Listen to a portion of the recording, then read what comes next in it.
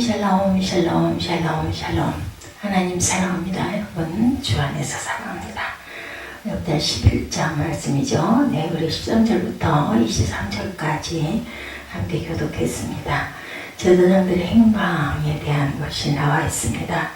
자, 제사장들과 레위 사람들이 유다로 돌아오죠. 예, 이 부분부터 온 이스라엘의 제사장들과 레위 사람들이 그에게 모든 지방에서부터 로보암에게 돌아오되 레위 사람들이 자기들의 마을들과 산업을 떠나 유다와 예루살렘에 이르렀으니 이는 여로보암과 그 아들들이 그들을 해임하고 야훼께 제사장의 직분을 행하지 못하게 하고 여로보암이 여러 산당과 수대없어 우상과 자기가 만든 송아지 우상을 위하여 친히 제사장을 세웠다. 네, 여로보암이 본인이 제사장을 세웠습니다. 이스라엘 모든 지파 중에 마음을 굳게 하여 이스라엘의 하나님 야훼를 찾는 자들이 레위 사람들을 따라 예루살렘에 이르러 그들의 조상들의 하나님 야훼께 제사하고자 한지라. 그러므로 3년 동안 유다 나라를 도와 솔로몬의 아들 르호보암을 강성하게 하였으니 이는 무리가 3년 동안을 다윗과 솔로몬의 길로 행하였습니다. 예, 믿음의 온전한 모습으로 행하였다는 뜻이겠죠. 르호보암이 다윗의 아들 여로못의 딸 마알렛을 아내로 삼았으니 마알렛은 이새의 아들 엘리압의 딸 아비하일의 소상이라. 그가 아들들 곧 여호수아 스마랴와 사함을 낳았으며 그 후에 압살롬의 딸 마아가에게 장가들었더니 그가 아비야와 아떼와 사사와 슬로밋을 낳았더라. 르호보암은 아내 18명과 첫 60명을 거느려 아들 28명과 딸 60명을 낳았으나 압살롬의 딸 마아가를 모든 처첩보다 더 사랑하여 르호보암은 마아가의 아들 아비야를 후계자로 세웠으니 이는 그의 형제들 가운데 지도자로 삼아 왕으로 세우고자 함이었더라. 르호보암이 지혜롭게 행하여 그의 모든 아들을 유다와 베냐민의 온 땅 모든 견고한 성읍에 흩어 살게 하고 양식을 후이지고 아내를 많이 구하여 주었더라. 이렇게 끝이 납니다. 11장 1절은 르호보암이 예루살렘에 이르러 유다와 베냐민 족속을 모으니 택한 용사가 18만 명이라. 이스라엘과 싸워 나라를 회복하여 르호보암에게 돌리려 하더니 야훼의 말씀이 하나님의 사람 스만에게 임하 이르되 솔로몬의 아들 유다 왕 르호보암과 유다와 베냐민에 속한 모든 이스라엘 무리에게 말하여 이르기를 야훼께서 이같이 말씀하시기를 너희는 올라가지 말라. 너희 형제와 싸우지 말고 각각 집으로 돌아가라. 이 일이 내게로 말미암아 난 것이라 하셨다라 하시니라. 그들이 여호와의 말씀을 듣고 돌아가고 여로보암을 치러 가던 길에서 되돌아왔더라. 르호보암이 예루살렘에 살면서 유다 땅의 방패는 성읍들을 건축하였다. 예, 이렇게 전체 내용이 제가 다시 잠깐 짧게 한번 읽어봤습니다. 제사장들과 레위인들 및 모든 신실하고 경건한 자들, 저희 하나님과 자기 종교에 대해 진실한 모든 자들이 르호보암에게 나옴으로 인해서 그가 얼마나 강하게 되었는지가 본문에 나타나 있죠. 또한 여로보암은 그들을 쫓아냅니다. 여로보암은 자기대로 예외 방침을 만들어 놓죠. 저희들은 양심상 순순히 거기에 응하지 않으려는 것을 알았기 때문에 저희를 자기 제단에서 물러나게 할 수밖에 없고 새롭게 제사장들을 임명합니다. 동시에 저희가 예루살렘에 있는 제단에 경배드리려고 예루살렘을 올라가는 것도 허락하지 않죠. 따라서 한마디로 말해 그는 저들을 피하여 제사장의 직분을 행하지 못하게 했죠. 여로보암은 저들이 스스로 자기들의 지위에서 물러나기라 바랐으나 그렇게 되면 신앙의 제사장으로 임명해둔 그 미천하고 천박한 자들을 위하여 자리가 생기기 때문에 그렇게 할 수도 없었다라는 거죠. 하나님을 내쫓은 그가 그 하나님의 사역자들을 쫓아냈다고 해서 뭐 놀라울 것도 없죠.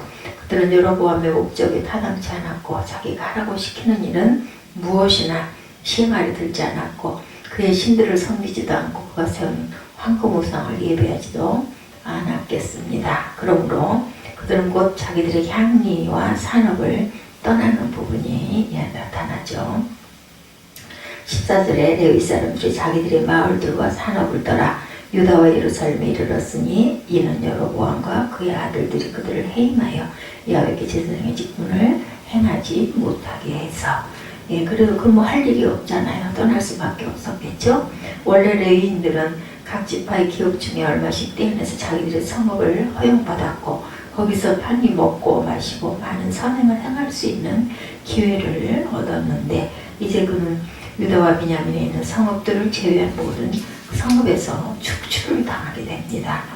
또한 저희들의 생계가 안정되어 있었다고 생각할 수도 있겠지만 그들은 그것을 곧 상실하고 말았는데 율법이 자기들에게 야훼는 그들의 기업이라는 것을 상기시켜 줄 때마다 그것이 저에게 위안이 되었지만 그들이 그 집과 소유물에서 축출당하게 되었으므로 하나님을 찾아야만 되었죠. 살 길이 없습니다. 하나님이 아니면. 그러나 그들은 자기들의 소유지를 떠날 수밖에 없었던 것은 그들이 이웃 사람들 가운데 선을 행할 수 없음을 알았던 까닭입니다. 또한 이웃 사람들은 여로보암이 금송아지를 세웠기 때문에 우상 숭배의 습성이 젖어들고 있었기 때문이고 그들 자신이 속된 것에 따르고 싶은 유혹에 끊임없이 시달리고 자기도 모르는 사이에 이끌릴 위험 가운데 처하기 때문에 떠날 수밖에 없었다. 그래서 만약 우리들이 시험에 들지 않도록 해달라고 기도드린다면 그 유혹의 길에서 멀리 피해야 됩니다. 그들이 만약 그들의 순전함을 보존하려고 한다면 여로보암과 그 아들들로부터 박해를 받으리라는 것 또한 예상하고 각오를 해야 되겠죠. 마귀들을 위해 세워진 제사장들은 야훼 제사장들이 자기들 중에 오래도록 거하게 하지는 않습니다.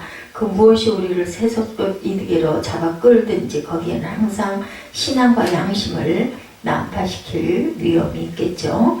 세 번째로 저는 유다와 예루살렘에 이르러 14절이죠. 스스로 르호보암에게 나아갑니다. 하나님의 제사장들과 레위인들이 하나님의 제단이 있는 것 외에 있을 곳이 없죠. 하나님의 지정한 때 유다와 예루살렘으로 나가는 것이 그들의 의무였기 때문에 그리로 올 수밖에 없었다.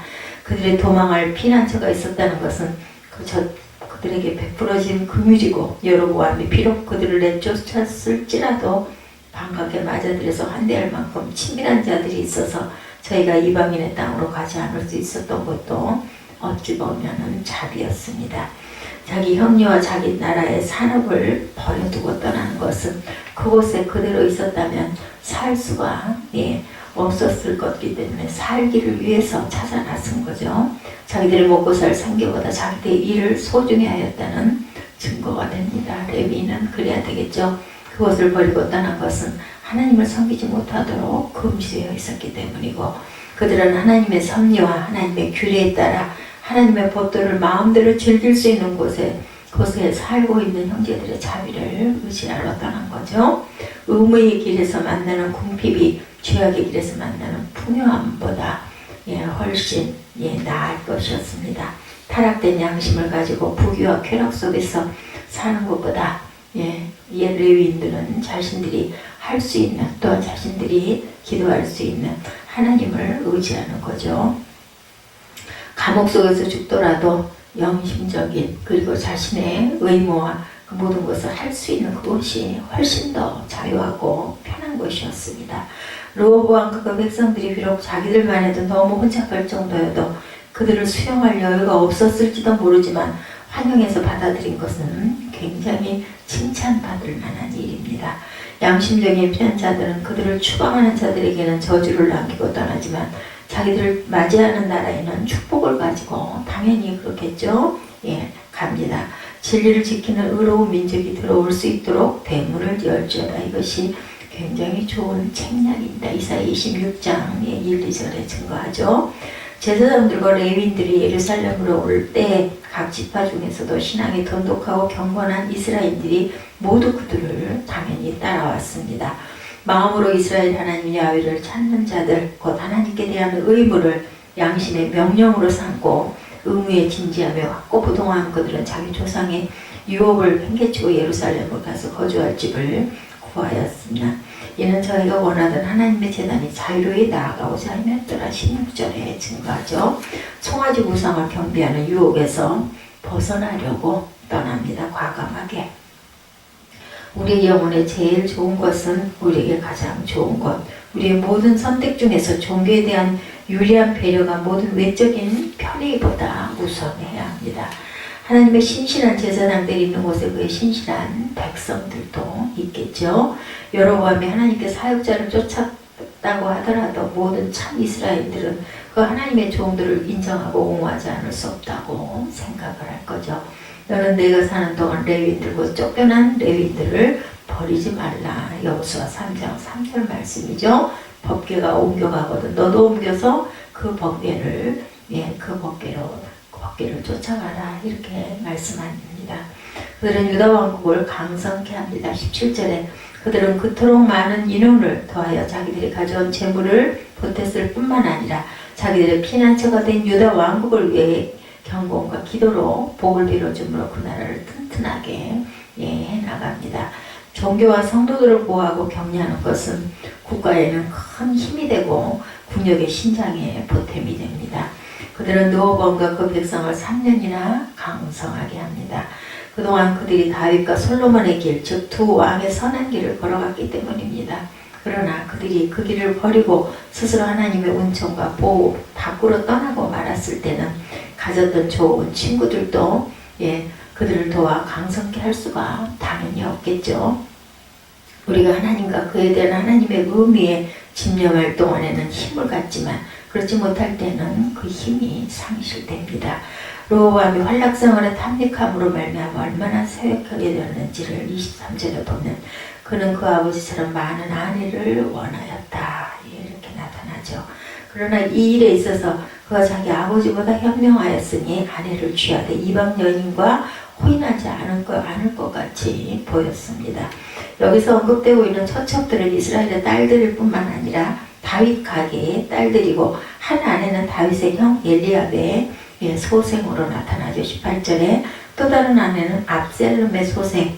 이 압살롬은 아마 다윗의 아들 압살롬이었겠죠. 또 한 아내는 다윗의 아들 여로봇의 소생이었다. 이렇게 나타납니다. 그가 많은 아들과 딸들을 둔 점에 있어서도 자기 아버지 솔로몬보다 어쩌면 더 행복했을 것이에요. 이에 반해서 솔로몬 왕은 여로보암 외에 다른 아들들을 두었었다는 기사가 나타나 있는 것이 없습니다. 솔로몬 왕이 더 많은 아들을 두었으리라고 생각하기도 어렵지만 있었다 하더라도 아마 기록할 만한 가치가 없었겠죠. 그에 반해서 르호보암의 여러 아들은 여기에 저명인물로 19절 20절 보면 열거가 되죠. 그는 그들을 유다 베냐민의 온 땅에 흩어 살게 하는 것이 현명한 일이라고 생각했는데 그것은 여러 아들들이 굉장히 활발하게 활동했다는 것을 또한 입증하기도 합니다. 그와 같은 한 목적은 다른 아들들이 그가 후계자로 지목한 아들 곧 아비야의 대적이 되지 못하도록 하고자 함이었습니다. 또한 르호보암이 공공의 안녕과 평화를 보존하는 일에 있어서 그 아들들에게 신뢰를 둘 수가 없어서 성벽이 있는 성읍들을 맡길 수가 있었던 까닭에서였겠죠. 이것은 외적의 침입이 있을 경우 자기를 대신해서 그들과 싸울 준비를 갖추는 것이기도 했습니다. 처음에는 우행을 저지른 그가 나중에는 자기 일을 지혜롭게 처리합니다. 늦게라도 지혜가 생기면 지혜 없는 것보다는 훨씬 낫겠죠.